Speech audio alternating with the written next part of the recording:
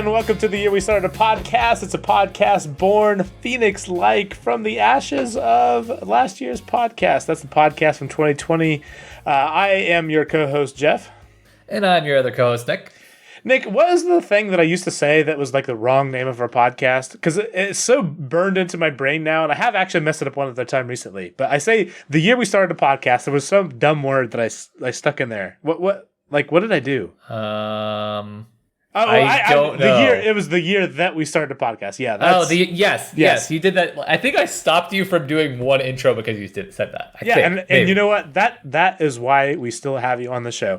Anyways, it's the only thing I've contributed. So yes, that, and then remembering at that time. Okay. Well, actually, I remembered it. You just happened to remember why it happened. Okay, this is our podcast where a couple of friends, half a continent apart, that would like to come together and talk about some of the things that are fun and interesting to us. Nick, this week has been an interesting week as far as podcast recording has gone for me. I actually guested on a football podcast. Yeah, how was that? It was really good. I really enjoyed it. It was about in some part about the Super Bowl, being that this was recorded right after the Super Bowl, which I might have mentioned, I don't know, on the main show or definitely in the Patreon. Obviously, we talked a lot about it, but I'm a Chiefs fan, and it. So was it your favorite time to record a podcast about the Super Bowl? Maybe? Anyways, this was for the Pigskin Party podcast, which I had signed up to represent the Chiefs fandom back maybe, I don't know, 6, 8, I don't know, a few months. I don't even know. It's been a hot minute since I signed up to do that.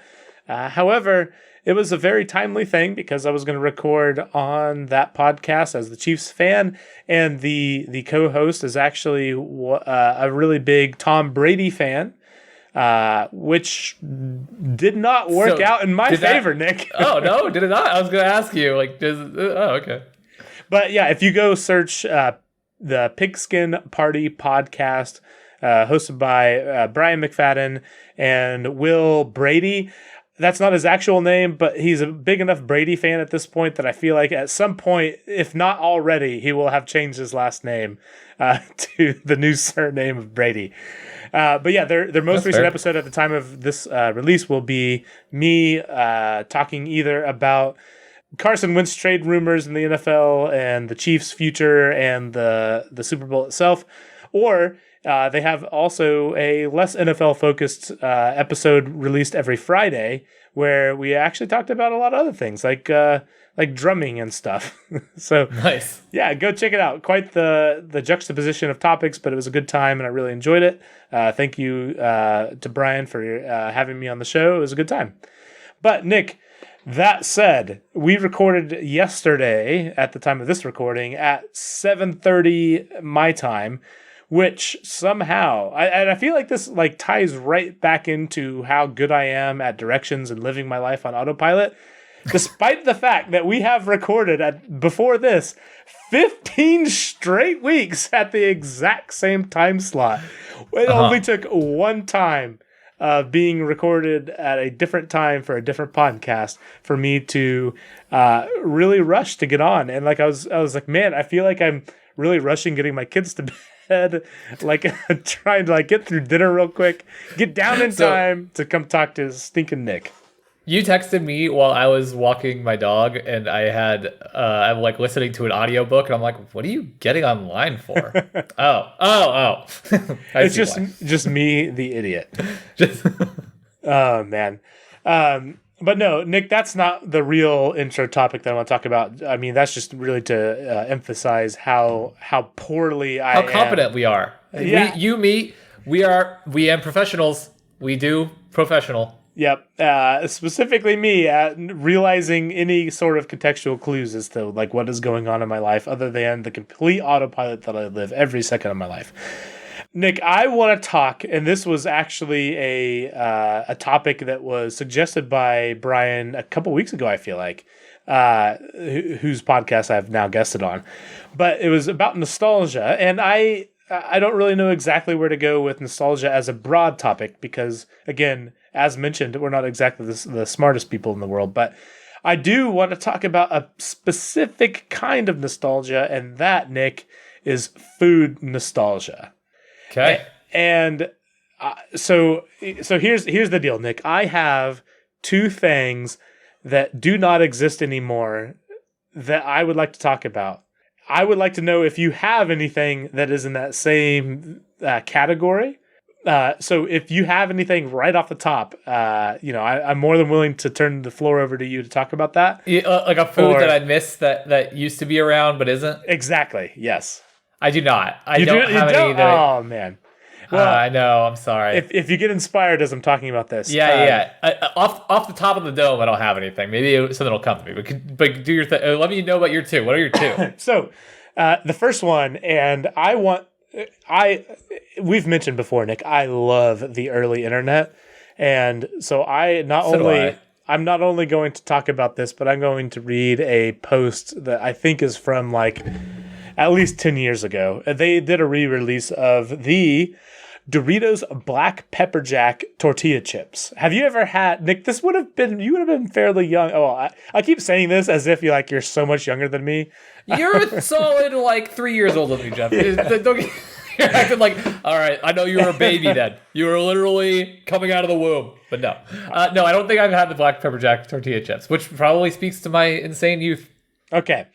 Yeah, it probably does. But no, okay, so Nick, I'm not one to like really, be super obsessed with the random, promotional, flavors of things and whatnot. Yeah. It's not like I'm certainly not going to buy into it just because I think that it is, the new cool thing.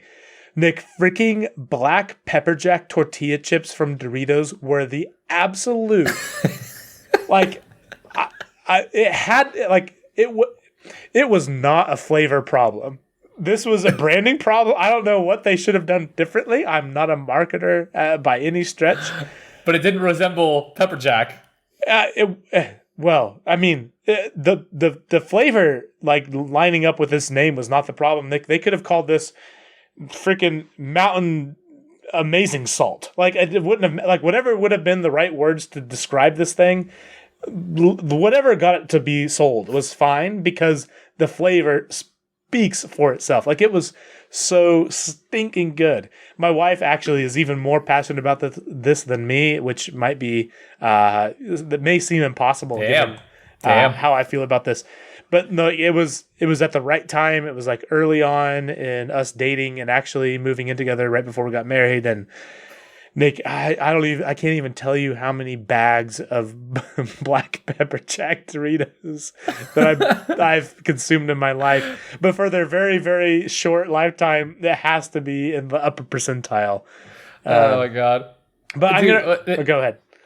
Just the picture looks good, I will tell you. But I also love that this website you found. So you said it's got to be at least 10 years old. You clicked this. Yeah, you linked it in our show notes. So okay. The website you found for this looks like it's out of the 90s. This doesn't look like it is. This particular review was published in 2004. Like I don't remember. Like, good. Yeah, like if you scroll down at the bottom, like this is a 2004 article. So I like a good 17 years old, which I feel like is appropriate. Like that, honestly, that would have been about the time that my wife and I started talking. So. I'm not going to click on it, but I want to let you know that twice on here it says you can buy Doritos on Amazon, which first off, are there people who buy Doritos on Amazon?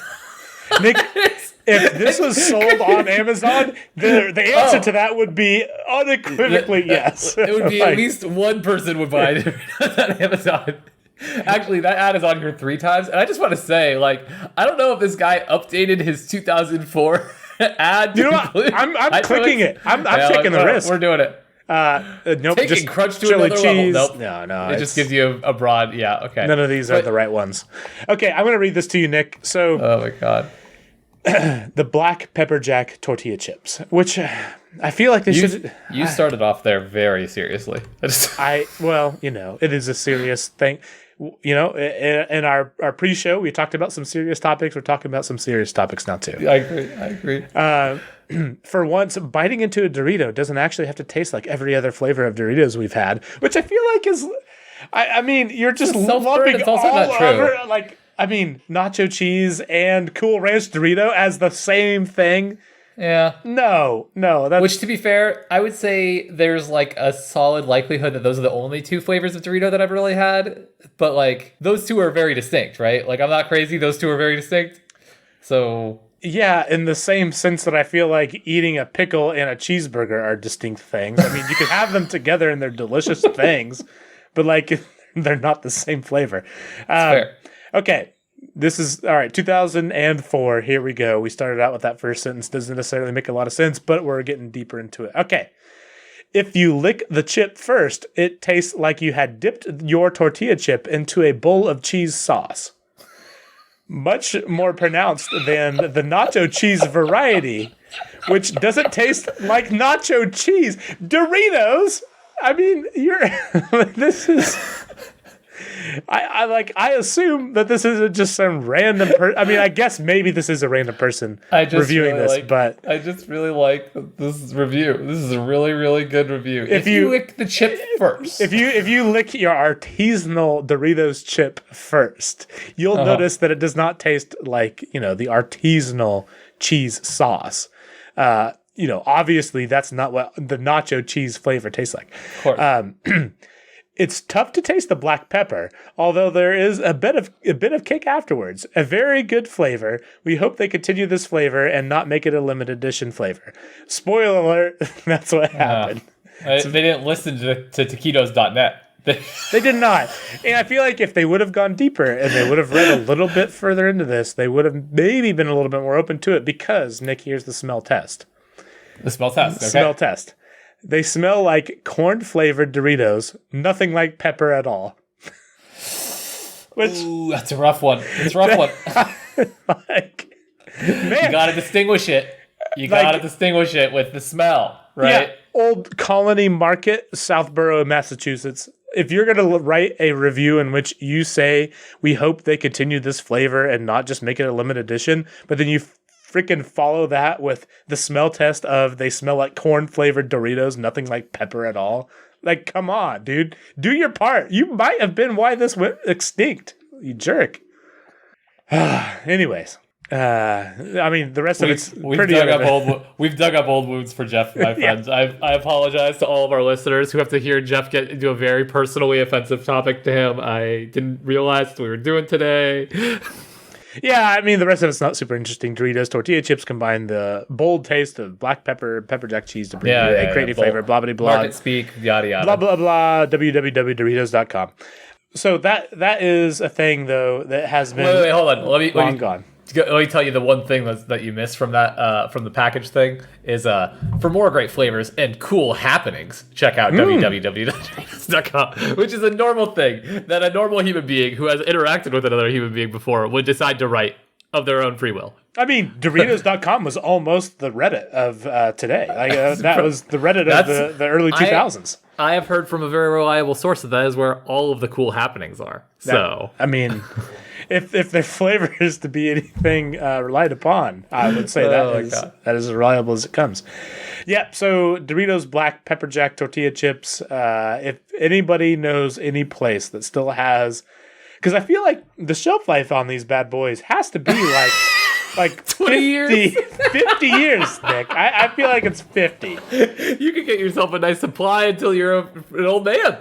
So, but you know what? If it's only 20, we're still good because they did a re-release of it like back in 2008. So if they can, if there's, I mean, I don't want to be too forward here, but if there's anything that anybody could ever support me in any endeavor I could ever do, a bag of these Doritos would be literally chief among all options. Like this is, I miss this flavor so dang bad. Doritos Black Pepper Jack tortilla chips. If you could sponsor this show, I'll make it happen. I'll make it worth your while. I know you will. But almost as much as that, Nick, did you ever have Altoids, like the Altoid sours? I've had Altoids. Have you had like the little sour things, like they were, I don't know, like they kind of like shaped of whatever the D&D dice is that's like the spirally one. Jeff, Altoid sours? Yeah, Altoid sours. Yeah. You've had Altoid sours? Jeff, you're asking me this. I feel like Altoids are still around, right? But are the sours still around?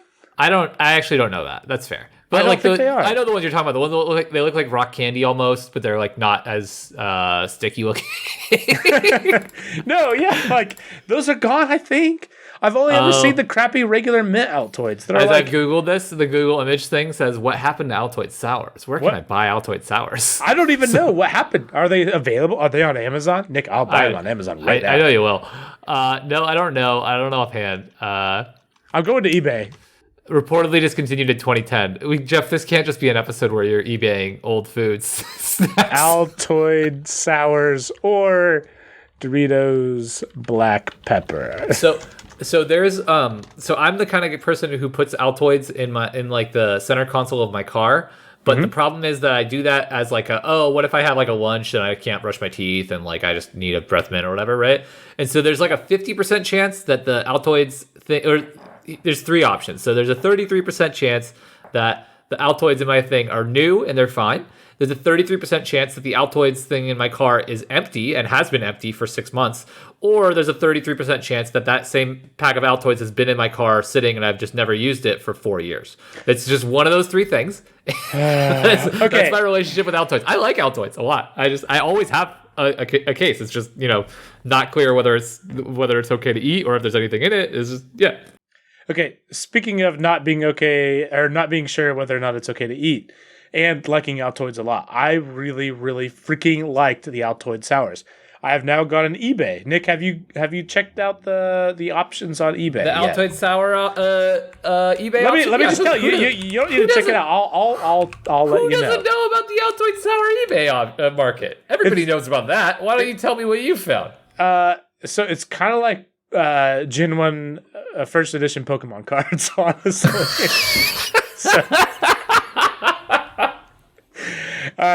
You can buy the 4-pack of what you could get back in the day of the tangerine, citrus, raspberry, and apple sours.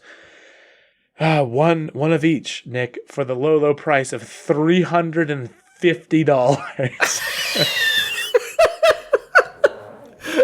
Do you at least get like a holographic Charizard with it, or no? Or no. However, if you want to get them sealed, Nick. You're really asking for a lot there, to be honest. If you want to get 2 sealed packs of citrus sours, you may end up paying. I mean, this one right here is $9,000. They've sold 11 of them. What? I don't I felt like my nostalgia ran deep with these. I did not realize how deep this ran with other people too. Is there like a secret like wine connoisseur in like subculture out there, except like Altoid connoisseur, and everyone's like, allow me to open my 2008 citrus sours. 2008 was such a great year for these. I think that might be the wine equivalent for millennials. I'm not even hating on people who like a rare old wine or anything. I'm just saying rare Pokemon cards either. Not hating on them either. Yeah, exactly. I don't understand. Do you think anyone's actually spent $9,000 on one of these? I can't imagine that's actually gone. No, 9,000 is crazy. Although I will say, Nick, I'm not going to do it, but buying one of these for $99 for just the one can of one of the random flavors, that's not worth it, Jeff. That's not worth it. I'm not saying it's worth it, but I am saying I did think about it. Jeff, send me $50. I'll send you a pack of Altoids. It's close enough. I'll split the difference. Close enough. Oh man, we have some other things to talk about, believe it or not. Before I share our sponsor for the show, I do want to say this is a thing that I will care about quite a lot. Nick, we are going to have, before our next episode releases, yes, the Perseverance rover is going to land, gracefully or not, on the planet of Mars. After a journey starting back in July of last year, it is scheduled to land on February the 18th at noon your time, 2 o'clock my time. And I've already taken the afternoon off. I'm going to watch the frick out of this. Like I've said before, there's a very good chance that I cry during it. I'm very happy to be comfortable in that fact. I'm so freaking stoked for this thing. I've been looking for it for a long time. As I mentioned in another podcast, both of my kids' names are engraved on, I don't even know what it is, something on this spacecraft. And it's going to land on Mars. And I'm hoping for the best. Obviously, there's a lot of things that can go wrong in this sort of thing. Turns out not a whole lot of precedence for landing on a planet, but optimistic, Nick. We've had a good track record so far. So yeah. I'm looking forward to it. I'll talk more about it, assuming that it is a fun and interesting thing to talk about when it happens. It is. But I did want to say it because I'm promoting it. This is the biggest thing that since we've started this podcast as far as space news goes. So check it out Thursday at noon, Nick time. Yeah, Thursday at noon Pacific, 3 o'clock Eastern, 2 Central, blah blah blah blah blah, etc. etc. And I guarantee you can find it anywhere. It'll be all over Reddit. It'll be just Google it. You'll find many a live stream of this happening. It's going to be a super, super awesome time. If you've never watched either a shuttle launch live or a something like this landing live, it is a genuinely cool experience. You have to, if you can take the time to do it. I know it's in the middle of the day and everybody has stuff going on, but I promise you it is worth it. It is so stinking cool. So as of listening to this, if you listen to it on Monday, this Thursday, noon Pacific, 3 Eastern, 2 o'clock my time, I'll be sitting at home in my basement watching it. I'm so excited. So I wanted to get that in. Nothing really to talk about at this point. I am literally on pins and needles to make sure this thing lands safely, but want to let everybody know.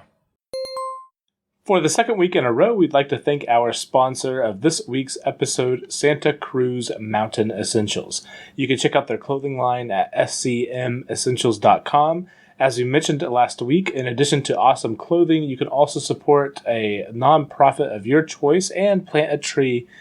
But if that was not enough, you can also support both SCM Essentials and our podcast and save a few bucks by using TYWSAP at checkout. That's TYWSAP, the year we started a podcast. It will save you 10% at checkout. We are absolutely honored to be supporting the SCME brand as they support One Tree Planted as well as other nonprofits. Again, at checkout, use TYWSAP to save 10%. Thank you so much for Santa Cruz Mountain Essentials for supporting our show. Okay, so Jeff, this weekend, my family was out of town doing a different thing, doing a family thing. Mm-hmm. And so my parents left their dogs, who are 2 slightly older golden retrievers, at home and needed someone to come over and watch them. So I did that, and I brought them over and watched them. And this is just a quick story for our listeners. I feel bad that I'm not engaging Jeff, but he's going to laugh, so it's fine. So take these 2 dogs out. Lambert and Chase are their names because, old people dog names.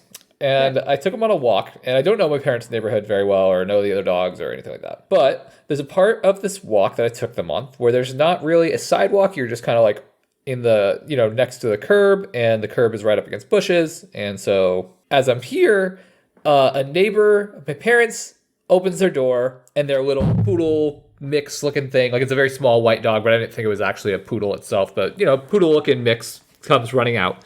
And the owner comes running out too, and she's like, "Oh, Moxie, stop! Don't bug them!" And not wanting to accidentally drag this dog away from the owner by continuing on with my walk, I stop, and the owner doesn't reach to pick up the dog. She just apologizes really nicely and politely, and starts asking me questions about the dogs and making small talk and stuff while her dog and my dog are sniffing each other and whatever else. So she keeps getting kind of dragged into the her questions about the dog. She's like, "Oh, they're so beautiful. How old are they? Whatever." And I look over as she's saying this and not paying attention at all, and has had no interest in picking up her dog, and so I assume that the dog is probably totally fine, off its leash, just talking. The reason I say is that I look over, and my parents' dog, Chase, has started to pee on the bush next to the curb, at which point little Moxie, the little neighbor's poodle, walks into the stream. Oh. The drama. The drama. No, it's not, it wasn't dramatic. She didn't even react like a normal human being would. She's just like, Moxie, get out of there. And I pulled Chase away and stopped him from peeing, but like my dog peed on the dog, and then the little dog like came up to me, and like I'm like, I just pet it, but like I kind of backed away. The dog was now covered in pee, and she's like, "Oh, is she wet?" I'm not sure what you're supposed to say when someone asks, "Is the dog wet? Is their dog wet?" After the dog walked into another dog's stream of pee. Oh my gosh! I, in the most awkward way possible, was like, "I don't want to check." Oh my gosh! That keys into like my social anxiety so hard. What do you do? I like apologized, and then I realized, like, what am I apologizing for? Her dog ran out here and was sniffing around. I can't like control when my dog pees. You know what I mean? Hey, do you know any nice places to move to? 'Cause that's what I'm looking for right now. We can trade. I'll move away, and you take my spot. Oh my And I'll take gosh. your. And I'm trying to think of any analog for this story because like it really is like that is. What do you do with the conversation from there? If you're me, Jeff, do you go, okay, bye?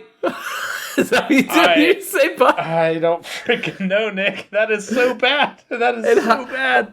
And also, I felt like a really bad person for not wanting to touch this now pee-covered dog because, like, I'm not going to touch the dog. Oh my god! I don't even know. I'm grasping at straws here as to like how like what in my life can I tie this to be able to give any meaningful or actual like response to how I would react. And the answer is it would be on the fly, and it would be poor. POOR with the caps and the period at the end. Like it would be not good. I don't know what I was supposed to do from there, man. I felt so uncomfortable until eventually, like, I got rescued. You don't say. I feel uncomfortable. At the same time, I feel uncomfortable listening to this story. What made this dog need to walk there? The dog knows how dogs pee. Oh man. So can I? Okay. This is an update from a prior awkward thing. Remember the story about the neighbor where he ate our food and it was super awkward, and then we never actually got him dinner, and that was super awkward, and don't really know how to interact with neighbors. Good. This sounds familiar. Yep. Okay. I do. I'm sorry. I'm clearing my throat because I laughed so hard. No. So that our relationship has grown, Nick. Turns out he has a 20-year-old daughter. We've been looking for a reliable sitter so that Katie can actually focus on her job during the day now that she works. And but no, we needed somebody to help on Mondays and Fridays. And she is a nanny that works Tuesdays through Thursdays and was looking for somebody for Mondays and Fridays. So it freaking worked out, Nick. Our absolutely ridiculously awkward selves have managed to find somebody who can help us out. I can tell you must, one, I don't believe that you said our ridiculously awkward selves. You meant your ridiculously awkward self, because I know that Katie saved this situation, not you. Look, I love you. Nick, I love you. We had these kids. We have this house. We have this situation. This is a very we thing. I will also tell you that could never happen to me. This woman, if I ever see this woman and her tiny dog again, I'll just turn around. Like, I don't care where I am. I'll just leave. I'll walk a different direction from my parents' house if that's what it takes. That kind of thing will never happen to me. Man. I'm so awkward, Nick. I have pretended to read my phone and not gotten on the elevator with other people before because I just don't want to be on the elevator with other people. I can't do that. I don't know how to navigate that social circumstance. I should just not be in it. Just not be in it. I have this really important text I need to make. It's so important. I can't do it on the elevator. Nope, because that might require me to say good morning, and that's too much. It's too much. That's a step too far. Frick. Okay, Nick, we have had many topics that are sports related, some of which have even been NBA related. However, yes. I think the main one that we spent the most amount of time was on our Patreon only podcast, but we certainly haven't made any. You haven't been shy about the fact that you are. Well, we talked about some championship stuff. So, Nick, you like NBA stuff. I like NBA stuff, but you obviously follow it a lot closer than I and are much more knowledgeable on the topic. This week, you have though something that I also am pretty interested in. So, you wanna talk to our listeners about what you're going to talk about today? Okay, so I am basically just going to give. I don't know how to put it. I'm not trying to make an argument explicitly, but I think that somehow the most well-covered NBA player of all time, Michael Jordan, is still underappreciated. Wait, who? This Michael is okay. He used to play for the Chicago Bulls and the Wizards. He was mostly known for his Wizards days and his White Sox days. The baseball player. Yeah. Yep. Multi-sport athlete. Very important to his legacy as the multi-sport athlete part of it. Michael Jordan. So, last year, Michael Jordan documentary came out. For all of our non-sports fans listeners, I apologize. I don't know if this is going to translate as perfectly for you guys, but stick around. I feel like people don't understand how incredibly all-around dominant Michael Jordan was, and I don't think that people understand how long he was so dominant for or how consistently dominant he was. Because we compare him to his contemporaries, and I think all of his contemporaries, especially modern ones, are flawed. And I say that as a big Laker fan and a big Kobe fan and a big Magic fan and whatever else. But yeah, all those guys are flawed. And, Jordan, Larry, Magic, all flawed. Or sorry, LeBron, Larry, Magic, all flawed. I kind of just don't think that Jordan is flawed. I think his whole resume is basically like as good as an athlete can get. Do you feel like that this is more of a playoff / championship perspective that you're giving here, where you say that, or do you feel like just generally his career compared to contemporaries and people nowadays?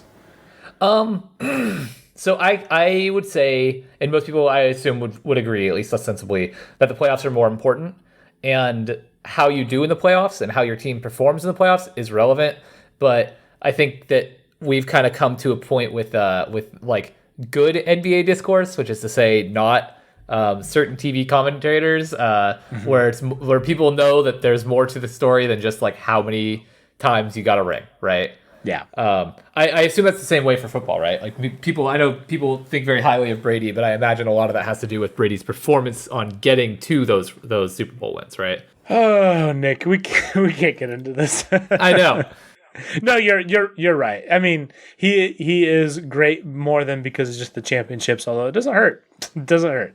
So I think that there's a difference between just getting a championship and performing like crazy on your way to the championship. Do you know what I mean? And I also say, not to rip my own wounds open too deeply. I know, I didn't mean to do this to you. No, it's okay. The fact that Tom Brady was able to go to an entirely new team and with an entirely new system and still play at the level he did this year at age 40 freaking 3 is ridiculous, and one of the best sports seasons I've ever witnessed and probably will ever witness in my life. Like, right. That is ridiculous. Anyway, sorry. I can't be caught too much on record praising Brady, but I do feel like it is fair to give him his due there, because that is ridiculous. No, totally. But anyways, go ahead. And I don't mind that coming up, because I do think that when we're talking about this, we're talking really about the highest echelons of greatness for in sport, right? So we're not really just talking about how many points did somebody score, and we're not talking about things that are like with Brady. I do think the comparison to Jordan is relevant because I think that when we're talking about the best players to ever do something, we have to be defining how do you measure that, right? It's very easy for me to talk about who the best shooter is of all time in basketball because it's like, okay, well, Steph makes more threes than everyone else and shoots at a really high percentage. What do you want? And but when we talk about absolute greatness, I think that there is an understanding with people that winning is the most important thing for or winning at the highest level, winning championships is the ultimate goal of basically any sports franchise, right? But what gets you to that is the kind of minutia of where people disagree. And I think that it needs to be kind of laid out early on that the important thing isn't just that they won, but that they are giving you opportunities to win and they are playing in a way that facilitates winning, right? And winning at the highest level. Because there is a difference between winning a lot of regular season games and winning whatever percentage over your entire career, but there's a difference between that and winning every game or every playoff game in the case of football, or winning every series in basketball. Is that all like fair to say that like Brady is the kind of person who puts your team in a championship contention when choking is a really strong term when we're talking about the greatest ever, because if you're even in the conversation for it, if you're even a top 10 player in your specific field, you're probably not actually a choker, and that kind of thing is too derogatory. But Brady is somebody who performs against the best defenses and has performed the best in the hardest of situations, right? He's not somebody who you prescribe as a choker or anything like that, or struggles against certain kinds of defense. And again, you're so mean to me, Nick. I'm sorry. I'm genuinely sorry. Let me find my wounds and reopen it. No, I mean, it doesn't have to be Brady. It could be like any of the guys that you might consider a GOAT. I mean, any sport. It's okay. I mean, he's the best comparison that I've paid the most attention to. Literally, dang near my entire life that I've enjoyed watching football, I've been in awe of what Brady has accomplished. Brady is the absolute opposite of choking. The dude is the most competitive person and elevates to the highest level of competitiveness, the highest level of performance when he feels like this is on the line. And I've witnessed it time and time again. I mean, he has the best Super Bowl comeback of all time. It wasn't just him. Like, I want to to be clear, it wasn't just him, but I absolutely guarantee, especially this year, seeing how he had influenced this team, of which freaking seemed like 50% of them weren't even on this team last year. Nobody who scored in the Super Bowl was on the Bucs team last year. Just to get that in perspective for you, it was very much like I want to draw everybody around and let's do this. And some of those players were very good players, and some of those players were a little bit washed up on whatever teams they were on. But nonetheless, there's an undoubtable influence that Tom Brady has on people stepping up to the biggest moments because he himself thrives in that. And so, I don't even know where we were going with the point there, but he certainly isn't one to shy away from big moments. So let me dive into the Jordan stuff. I'm not going to go into the narrative stuff, not because I don't think that stuff's interesting or fun or important or whatever. It's all interesting and fun in its own ways, but it's one the Jordan narrative. There's an awesome 10-part documentary on Netflix that will do a better job of talking to you about that than I ever will. Right? Please go watch it too. Oh my gosh! Cool. If you're listening to our podcast before watching Last Dance, you absolutely are crazy. You need to go watch that immediately. But 100%. Okay. The reason that I think that Jordan is the best player of all time, which this is not explicitly like a full case. I'm not going to try. I can't deep dive on all of this stuff on a podcast that isn't just a basketball podcast where we're just dedicating an hour and a half to just me talking about this crap. But I think Jordan's the best of all time.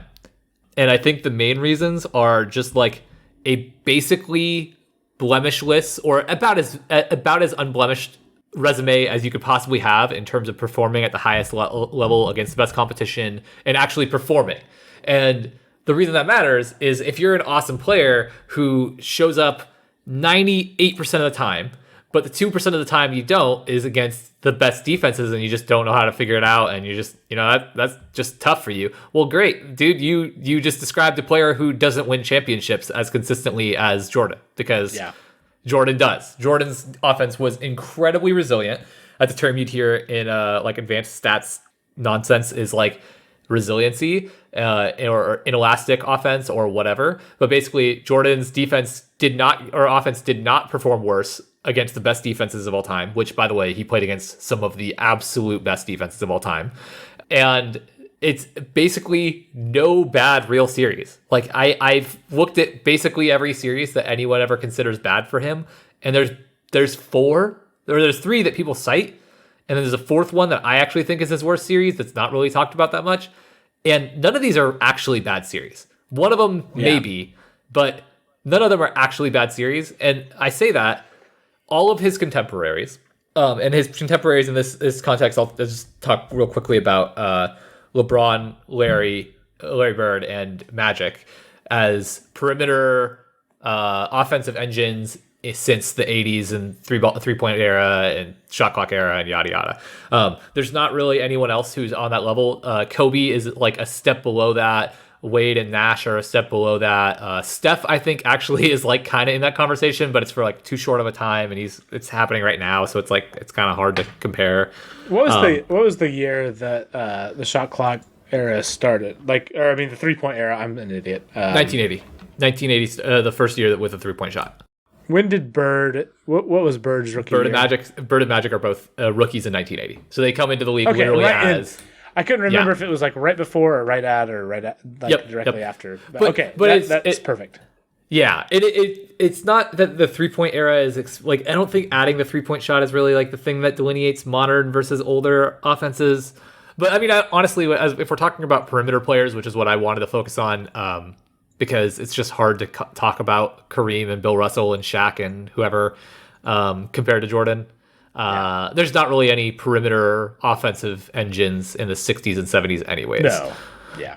So the two things I'll dive in on with everybody here is that there are basically no really bad series with Jordan, and that meant that he was always priming his team to be in offensive contention.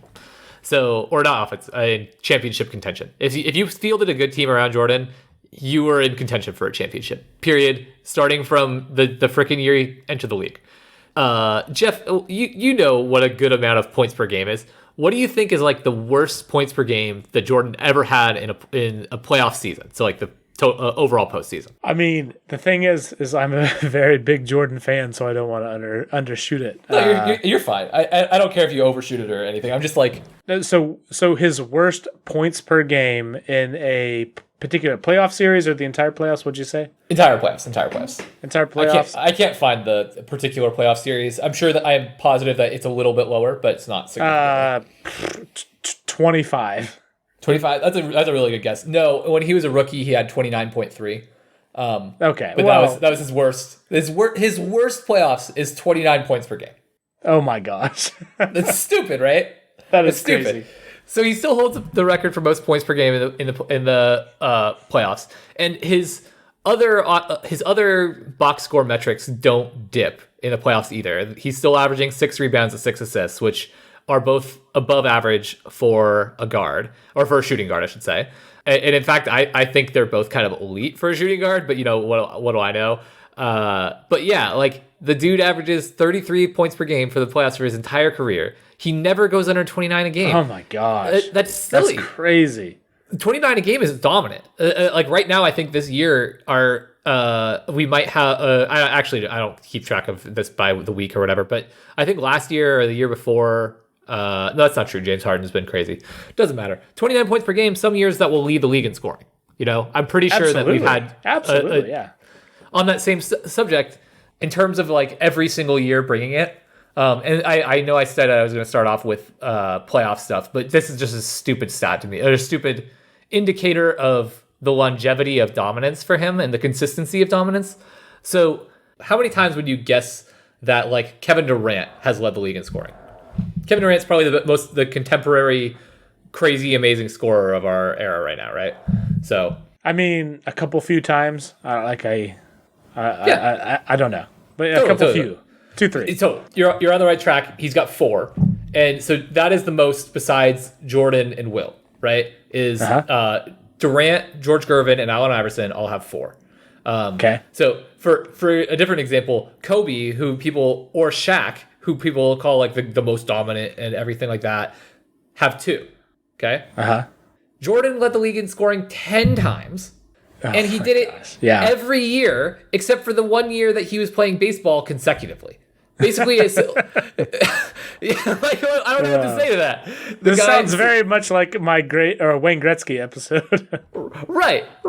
So Jordan, his first 2 seasons, his first year in the league, he averages 28 points a game as a rookie, which is a totally normal number for a rookie. If a rookie averaged 28 today, Jeff, we'd have seizures. We'd be falling over ourselves. And I understand that he was a slightly older rookie than than most of the rookies. Sure, but still. His second year in the league, he breaks his foot in like the first week of the season and then comes back for not the first week, the first month of the season, and then comes back for like 12 games or something at the very end of the season where he's playing very limited minutes. So this 86 season is kind of a wash. But from then on out, so starting from his third year until 1998, his last year as a Bull, he won the scoring championship every single year. The one exception in that is the 95 season when he comes back in the middle after playing baseball. But so from the time he's 23 to the time he's 34 and he retires from the Bulls for the second time, he's the best scorer in the league.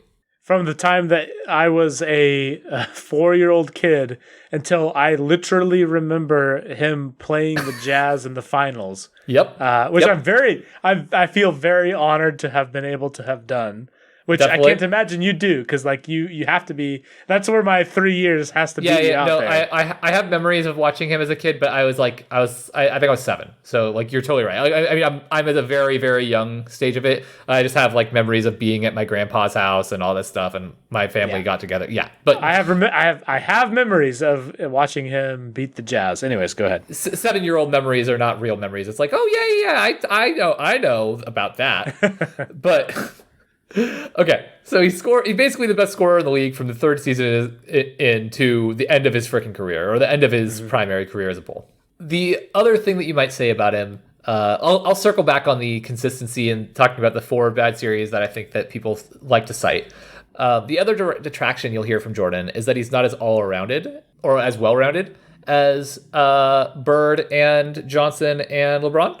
And the main thing that I think people really mean with this is they don't think he's as good of a playmaker, and they don't think that he rebounds as much, because he's probably the best defender of the 3. You can definitely make an argument that LeBron's a better defender, but Jordan won a Defensive Player of the Year award coming out of college. Bobby Knight, who is a renowned hard ass, got to coach him for the Olympic team, the USA team, and said that he's the best defender. He's the best defender in the game. And that he's the best player he's ever seen, which, he said that about a 21-year-old. So if you're talking about his well-roundedness, you're probably talking about how he fits as a playmaker and as a rebounder. But I think that this is a flawed thing where people are just looking and saying, oh, well, Jordan averaged 6 rebounds and 6 assists, and LeBron averaged 7 and 7. And Magic averaged, I don't even know. I mean, I don't have Magic's stats up in front of me, but it's like, 12 assists Something and crazy. 8 rebounds. Yeah, but like Magic's significantly higher assist numbers. But the difference here is that Jordan didn't play a traditional facilitator role in an offense. And then the other thing is that a lot of the years that he played were with teammates that excelled in those things. Exactly. Like especially in the latter half of his career, especially if you're talking about rebounds. I mean, one of the most ridiculous rebounding statistic people ever was from 95 or 4 or whatever it was till 98 or I don't know. Yep. 100%. It's 96 to 98 that he's playing with Rodman. Yeah. I'm not saying that to correct you, just that you're exactly right. He's finishing his career next to one of the greatest rebounders of all time. Totally right. And that 100% detracts from your ability to get rebounds, right?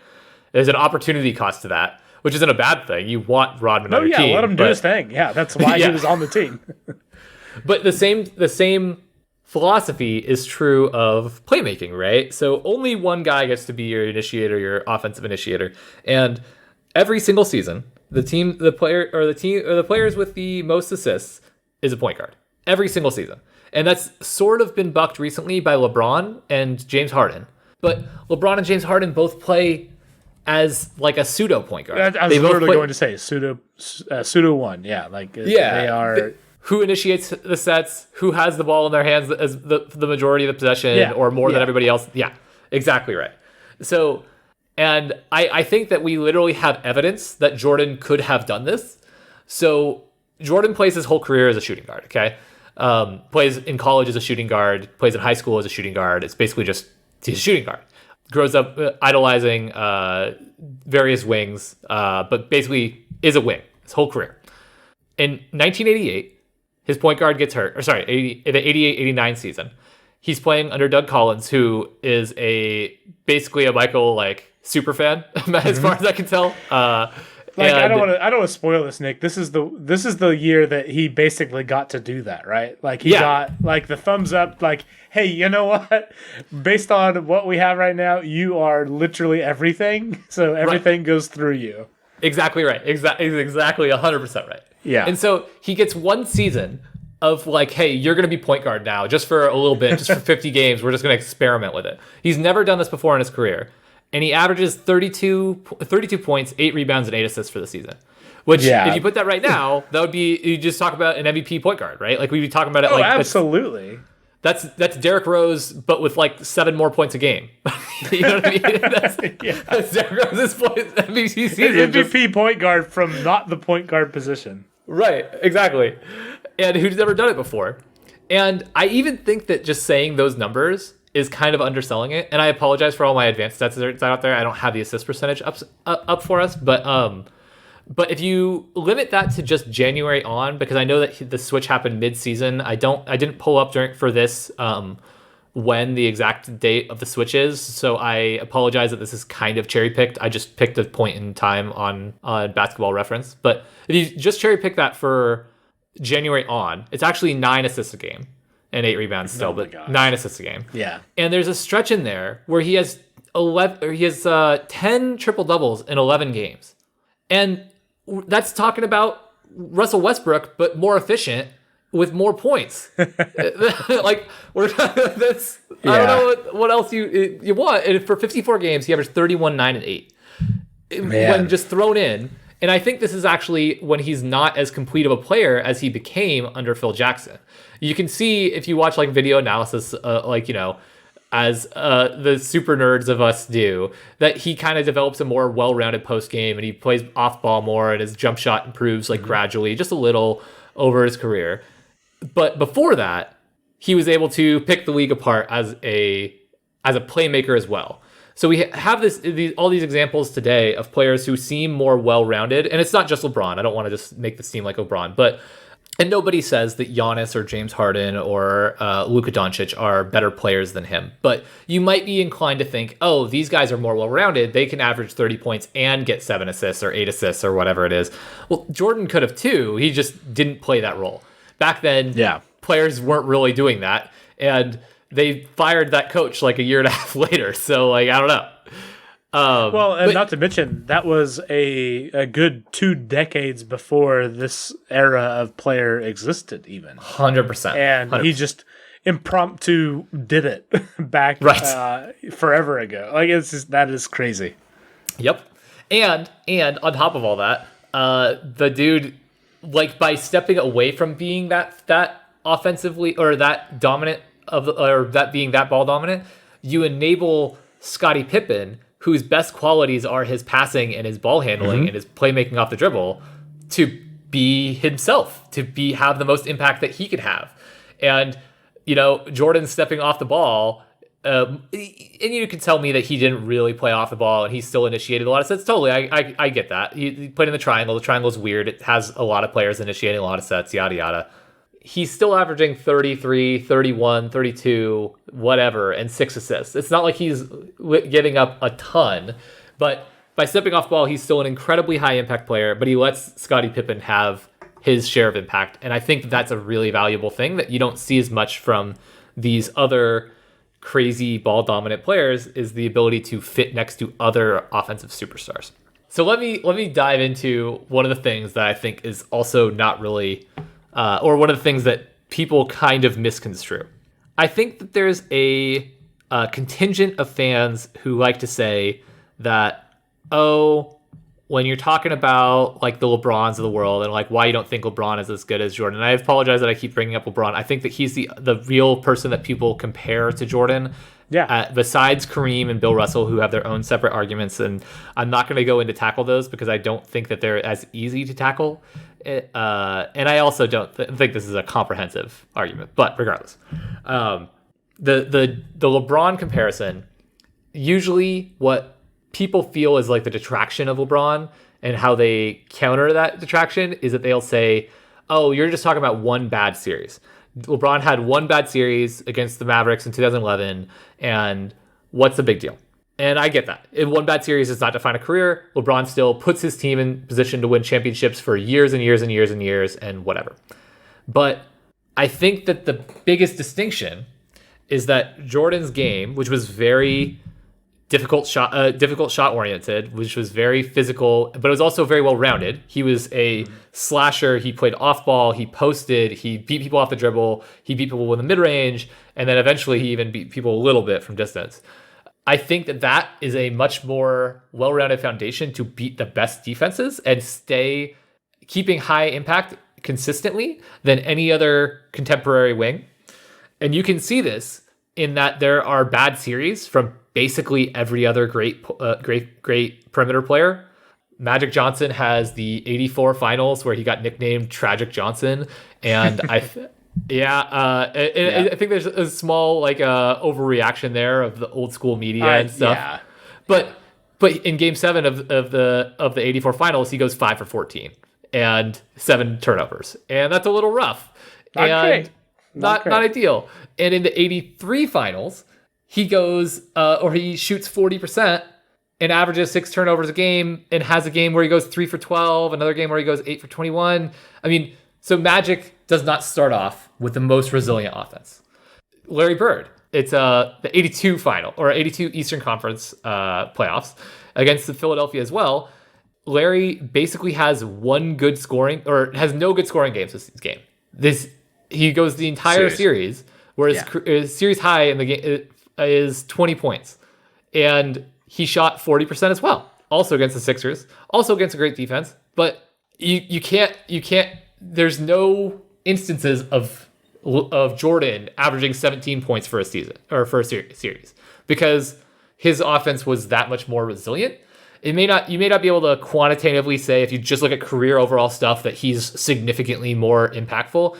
But I can say for sure that I think he's more resilient, because you can't find like 2 games in a row where Jordan didn't score 20 points, much less find a whole series where he didn't do it 4 times. Let me leave the Jordan thing with this. If you're a doubter of Jordan's consistency, actually look at the Pistons series that people talk about against Bad Boy Pistons, and actually look at the Magic series that everyone talks about. They're not really bad series, and that is a thing that delineates him between him and all of the others in a different way. It's not the only thing to me, but it's a really cool thing. But you're totally right. Can you check that on YouTube, or where can you see that? Yeah, you can check all of these YouTubes. Stuff.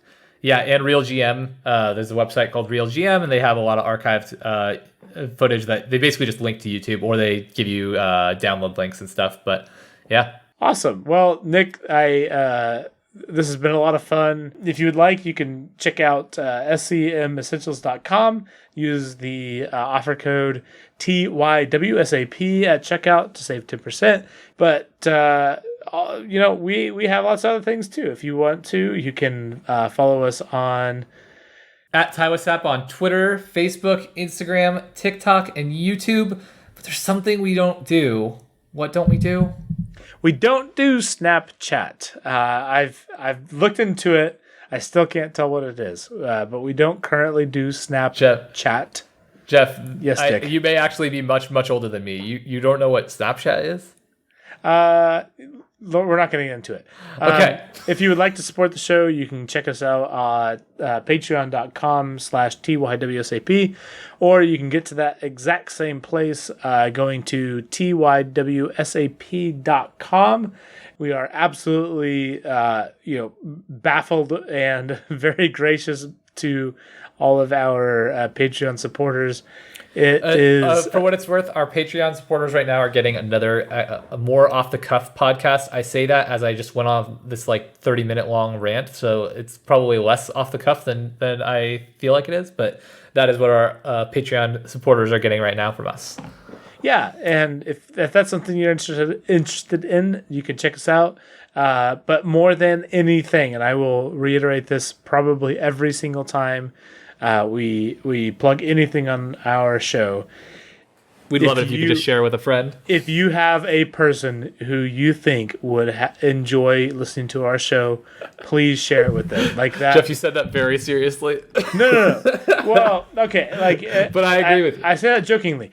Nick, I have gotten so much of the enjoyment that I get on the week-to-week basis these days by recommendation.